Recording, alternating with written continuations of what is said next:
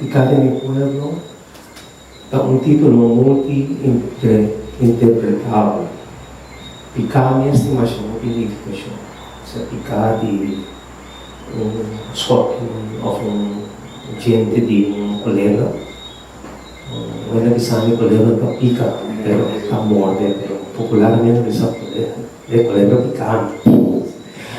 Anto importa também seguro que pica, sim. Importa também maldade. Que mais? Ora o álcool vai com herida, pica, ou pica. Sim.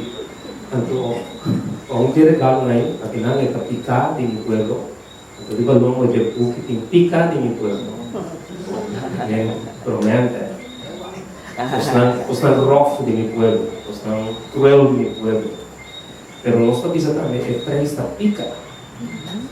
Esta cara. De boogie.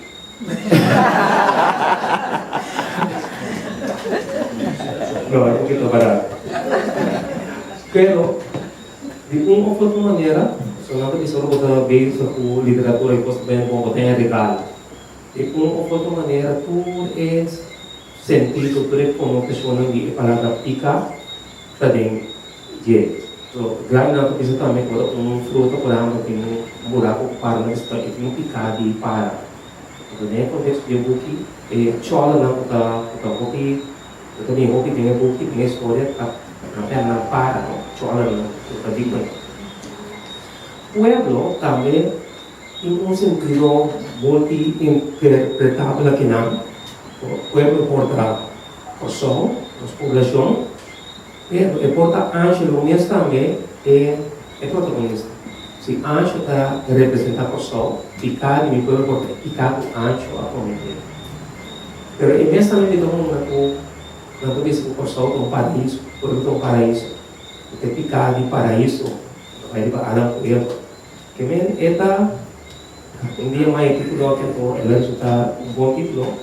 Então, eu acho que a combinação de palavras que está homônimo e o semi-for-e, picar.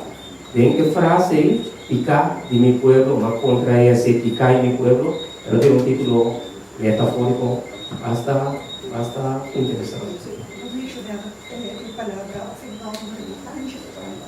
Ângelo é protagonista, pero quizás está bom